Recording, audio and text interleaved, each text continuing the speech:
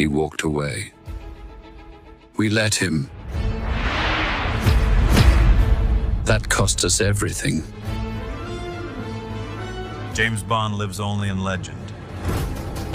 Legends don't stay buried.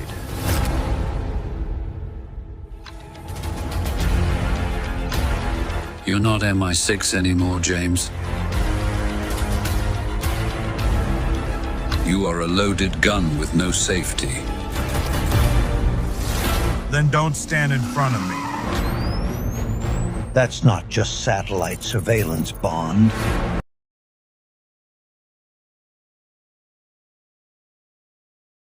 Good day, legends. Picture this. One day you are literally Superman, symbol of hope, global icon, cape billowing in slow motion. And the next day, Hollywood acts like you never existed. No farewell tour, no final flight, just a polite press statement and a brand new face walking into your old suit. That is not a movie subplot. That is Henry Cavill's recent reality, and fans are still trying to process it. Before we pull this apart piece by piece, do not forget to subscribe to Stats In and tap the notification bell. If Hollywood rewrites history overnight, you will hear about it here first.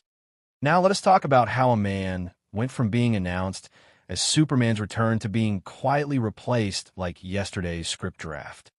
When Henry Cavill first put on the cape, his Superman was built differently. Serious, heavy, burdened by responsibility. It divided fans, but it also created one of the most recognizable versions of the character in modern cinema. Over time, that version gained appreciation, especially as audiences warmed to darker, more grounded storytelling. Then plans stalled. Years passed. Rumors multiplied. Cavill stayed professional, said little, waited patiently. That patience paid off when he finally announced he was officially back as Superman. Not speculation, confirmation. Fans erupted. Social media celebrated. Articles praised Hollywood for listening. And then Hollywood changed its mind. New leadership arrived at the studio with a fresh vision. Younger Superman. New timeline. Clean slate. Cavill's version no longer fit the long-term plan. In a matter of days, the return turned into an exit. No scandal. No performance issues. Just strategy. This is where fans felt the shock. From the outside, it looked ruthless.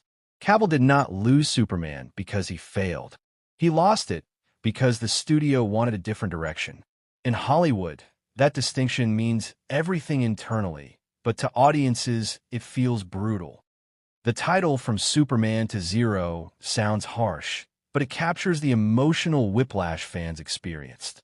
One announcement raised hope. The next erased it completely. For viewers, it was less about Cavill and more about trust. Hollywood broke immersion. Studios rely on faithful audiences. Yet moments like this remind people that franchises are businesses first, stories second. When a beloved actor is replaced without on-screen closure, the magic fractures. Fans do not forget that easily. But let us be clear, Cavill was not dropped due to declining relevance. Quite the opposite.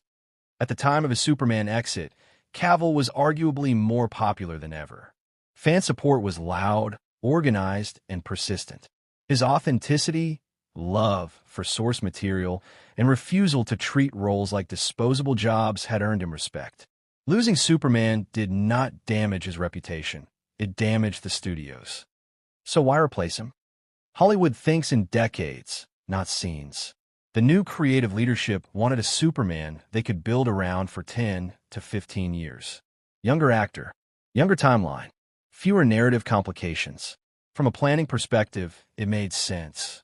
From a human perspective, it landed cold. Cavill became collateral damage in a long-term strategy. That is where insider reactions reportedly caused discomfort. This was not a controversial casting choice. It was a logistical one. And logistical decisions rarely care about emotional fallout. Executives moved on quickly. Fans did not. What made it worse was the silence afterward. There was no ceremonial goodbye, no final cameo, no narrative baton pass. Cavill exited with professionalism while the studio focused forward. That lack of closure fueled frustration and created a lingering sense of dismissal. and Hollywood hates lingering feelings it cannot control. The fallout extended beyond Superman. Industry chatter quickly reframed Cavill's trajectory. He was suddenly labeled between phases rather than leading man. Language matters. Careers shift based on perception as much as performance. Yet Cavill did not disappear. Instead, he doubled down on projects that valued his strengths: physical commitment, deep world storytelling, and long-term fan engagement. That pivot signaled something important. He was not chasing validation. He was choosing alignment. The irony is that while Hollywood replaced Cavill's Superman, it has not replaced his fan base. Fans still rally around him. Articles still trend. Speculation still follows him. Very few actors retain relevance after losing a role that iconic. Cavill managed it because audiences separated the character from the actor. That separation matters. In many ways, losing Superman freed Cavill from franchise purgatory. No longer tied to creative tug-of-war, he regained agency. Hollywood may view this as a reset. Fans view it as unjust. Both can exist at the same time. So did Hollywood ditch Henry Cavill? Yes, strategically. Did it erase him? Not even close. From Superman to Zero is a headline designed to sting, but the truth is more nuanced. Cavill did not fall. He stepped off a moving platform before it derailed him further. Hollywood's decision changed his path, not his worth. And here is the quiet truth insiders rarely admit. Studios cycle actors. Audiences remember them. Long after the new Superman takes flight, conversations about Cavill will remain, because what he represented went beyond casting.